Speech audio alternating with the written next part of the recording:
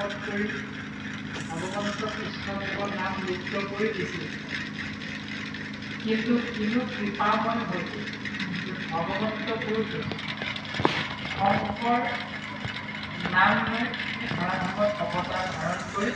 সমস্ত জীৱক উদ্ধাৰৰ বাবে ফেৰাৰী নিৰ্গুণ নামখনৰ কবি সুন্দৰভাৱে প্ৰকাশ কৰি সমগ্ৰ জেগাটো সুন্দৰভাৱে লিখা তেনেহ'লে শংকৰ গুৰুজনাৰ শুদ্ধ দৰ্শনটো প্ৰকাশ কৰিছে যে শংকৰে শুদ্ধময় ঈশ্বৰ ভক্তিৰ তত্ত্ব প্ৰচাৰিলা শাস্ত্ৰসাৰ জানি দিহাংক নজানি মোহে জীৱিকাৰ অৰ্থে পুৰা আপোনাৰ মহন্ত গোসানী শংকৰে সংশয় চেদি শাস্ত্ৰৰ তত্ত্বক ভেদি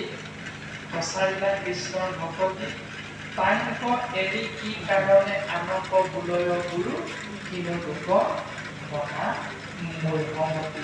চোৱাচোন মানুহবিলাক ইমান মহামূৰ্খ যে সেইজন পৰম গুৰু জগতগুৰু শংকৰদেৱ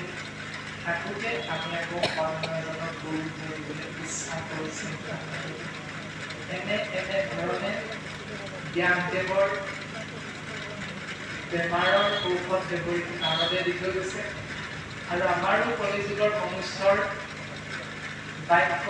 শৰীৰ মনৰ যিবিলাক বেমাৰ এই বেমাৰবিলাকৰ ঔষধ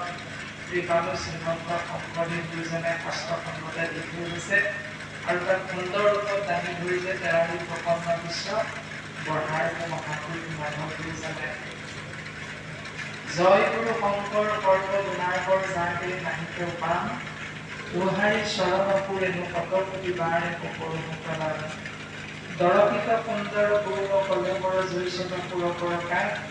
সকলো সভাসদ ৰঞ্জন যাকে নিজৰ মনে পাপ বিনা দৰ্শন মাত্ৰেই জীৱৰ পাপ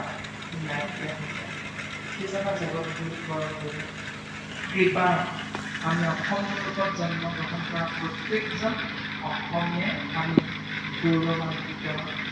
যিজনা গুৰুৱে আমাক নামঘৰ দিছে পৰম পুৰুষ প্ৰভু ভগৱন্তক পুৱা গধূলি উপাসনা কৰি জীৱন ধন্য কৰিবৰ বাবে সেইজনা গুৰুৱে আমাক নামত শৰণ গ্ৰহণ কৰাৰ পদ্ধতি